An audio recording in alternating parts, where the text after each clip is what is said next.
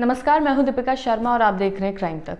एक ऐसी mafia queen, एक ऐसी लेडी डॉन जिसने कई लड़कियों की जिंदगियां बर्बाद कर दी, तमाम लड़कियों को इस प्रोस्टिट्यूशन के बिजनेस में भेजा और खुद पैसे कमाए। इस महिला का नाम है सायरा बेगम, जो कि हैदराबाद की रहने वाली है। हैदराबाद में जब उसके माता पिता की मृत्यु हो गई, उसके बाद उसके पास ना कोई नौकरी थी, ना खाने के लिए कुछ बचा था, ना रहने के लिए कोई ज़मीन। हैदराबाद छोड़कर वो दिल्ली आई नौकरी तलाशने के लिए। अब नौकरी मिले तो किस पनाह पे मिले, वहाँ पर उसके पास ना कोई डिग्री थी, ना कुछ काम करने का तजुर्बा था। तो धीरे धीरे करके जब वो नौकरी तलाशने लगी तो उसे एक सेक्स वर्कर की नौकरी मिली। तो दिल्ली के जीबी रोड पर उसकी पहली नौकरी थी वो, जब वो सेक्स वर्कर के तौर पर वहाँ पर रही। इस धंधे में वो काफ़ी समय तक रही और यूँ कहें तो काफ़ी लंबा एक्सपीरियंस उसको हो गया था। इस दौरान वो गिरफ्तार भी हुई थी और 1990 में उसी ब्रॉथल यानी उसी कोठे में वो प्रोस्टिट्यूशन का बिजनेस उसने वहाँ से शुरू किया था। जिस जगह पे वो अपनी पहली नौकरी पाती है, वहीं से उसने अपना धंधा भी शुरू कर दिया था। वहाँ से उसने प्रोस्टिट्यूशन रैकेट भी शुरू किया और उसे यूँ कहे तो बहुत अच्छे से उसने मैनेज किया और उसमें काफ़ी समय तक वो ग्रोथ करती रही, क्योंकि सब कुछ इलीगल था। गिरफ्तारी होना और जेल से बाहर आना, ये सब उसके लिए एक आम बात हो गई थी।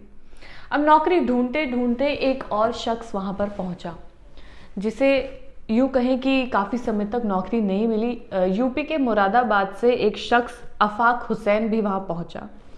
जब उसे नौकरी नहीं मिली तो धीरे धीरे वो सायरा बेगम के संपर्क में आया। अब क्योंकि सायरा का धंधा तो प्रोस्टिट्यूशन वाला था, सेक्स वर्कर वाला था, तो जाहिर सी बात है अगर उसको नौकरी की तलाश थी आफाक हुसैन को, तो वो उसी में कुछ काम करता। सायरा के पास ये धंधा करते करते इतनी ब्लैक मनी थी, यूँ कहें कि आफाक उसकी मनी, उसके पैसे, उसका रुतबा देखकर वहीं ढेर हो गया था। उसे बस ये दिख रहा था कि उसके पास तो नौकरी है नहीं, तो क्यों ना इस महिला की मदद से नौकरी पाई जाए या पैसे कमाए जाए। उससे पहले जो उसके दिमाग चलाया उसने ये कि उसने ये सारा पैसे देखकर, सायरा की इतना काला धन देखकर कि ज़िंदगी सुकून में कटने वाली है, उसने सायरा बेगम से शादी रचा ली, उसके साथ शादी कर ली। शादी करने के बाद अब इस धंधे में दोनों पति पत्नी साथ उतर गए। दोनों ने सोच लिया कि अब जब धंधा करना ही है, पैसे कमाने ही हैं, तो क्यों ना साथ में काम किया जाए। दोनों ने चाइल्ड ट्रैफिकिंग भी की, बच्चों की तस्करी करके खूब अंधा पैसा दोनों ने कमाया। लेकिन था तो काला धन ही, लेकिन दोनों ने खूब कमाया। दोनों ने एक गैंग बनाया। उस गैंग की मदद से नेपाल, वेस्ट बंगाल, उड़ीसा, आंध्र प्रदेश, कर्नाटका से कई लड़कियों को इन्होंने तस्कर किया। कई लड़कियों को ऐसा लालच दिया कि उन्हें दिल्ली में नौकरी दी जाएगी या उनकी शादी की जाएगी, और ये लालच देकर उन्हें ब्रॉथल यानी कोठे पर बिठाया गया। अब क्योंकि उस उम्र में लड़कियां थोड़ी सी यूँ कहीं नासमझ होती है, घर की जिम्मेदारी इतनी होती है, जब उन्हें ये लालच दिया गया कि तुम्हारी शादी करेंगे या तुम्हें नौकरी देंगे, तो ये सोचकर वो आ जाती है। अब जोर ज़बरदस्ती लेकर आया गया या मनाकर लाया गया, वो तो वही जाने, लेकिन इन लोगों से झूठा वादा किया गया। तो इन तमाम देशों से और जगहों से ये लड़कियां बुलाई गई और दोनों ने, जो पति पत्नी हैं, इन दोनों ने मिलकर उन लड़कियों को हार्मोन इंजेक्शन दिया, जिससे उनकी जो एज है वो बड़ी लगने लगे और वो उनके काम आए। वो एज अ सेक्स वर्कर वहाँ पर काम आए और उनका धंधा और काफ़ी चले। ड्रग्स दिया करते थे लड़कियों को, उनके साथ मारपीट की होती थी, उन्हें प्रताड़ित किया जाता था, परेशान किया जाता था, लेकिन उन्हें वहाँ से जाने नहीं दिया जाता था। ऐसा कहा गया है कि कम से कम 5000 लड़कियों का सायरा बेगम ने धंधा किया है। 5000 लड़कियों को इस बिजनेस में डाला गया। सेक्स वर्कर 5000 लड़कियों को उसने बनाया। सोचिए कितनी जिंदगियां उसने बदनाम की, कई 5000 जिंदगियां उसने बर्बाद की। लेकिन इनमें से कई लड़कियां ऐसी भी होती हैं जो यूं कहीं कि अपनी मर्जी से इस धंधे में आती हैं, लेकिन कुछ लड़कियां वो होती हैं जिन्हें ज़बरदस्ती लाया जाता है। अब जो ज़बरदस्ती लाया गया है, उनकी मदद करने वाला कौन है? क्या वो एक बार जब इस धंधे में चली जाती है, क्या उनके साथ कोई शादी कर पाएगा? क्या उनका भी कोई परिवार बन पाएगा? इस चीज़ की गारंटी कौन लेता है? कोई भी नहीं। तो उनकी ज़िंदगियां बर्बाद सायरा बेगम ने की।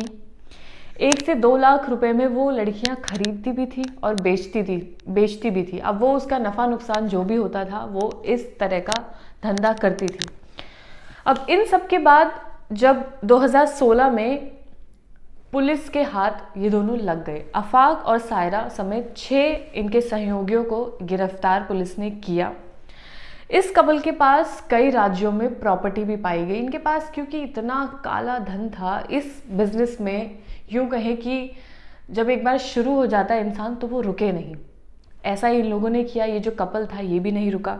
इनके पास से 4 लग्जरी गाड़ियां बरामद हुई हैं, 9 लाख कैश मिला है और इनके बैंक अकाउंट से करोड़ों रुपए भी पाए गए हैं। अब क्योंकि इस धंधे में पैसे की कोई सीमा नहीं है, अब जब 5000 लड़कियों को वो इस धंधे में रख चुकी थी तो सोचिए उस 5000 को इसने कितने रुपयों से मल्टीप्लाई किया होगा।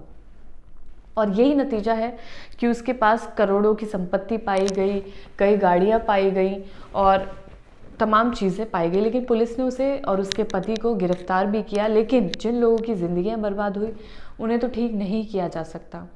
अपने शौक़ के लिए, अपने पैसों के लिए ऐसा हुआ।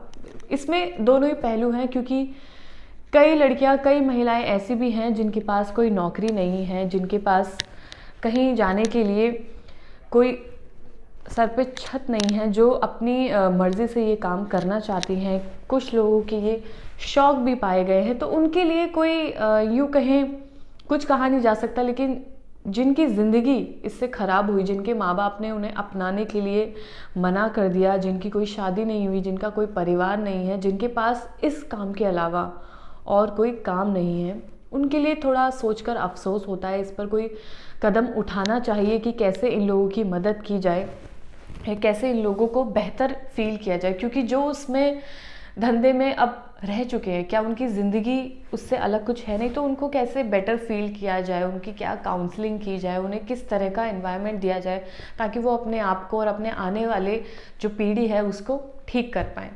तो ये थी सायरा बेगम की कहानी, कैसे उसने 5000 से भी ज़्यादा लड़कियों की तस्करी की, उनको सेक्स वर्कर बनाया, इस धंधे में रखा, उससे पैसे कमाए, कई लग्जरी गाड़ी खरीदी, करोड़ों रुपए अपने अकाउंट में डाले। लेकिन पुलिस ने उसे गिरफ्तार कर लिया।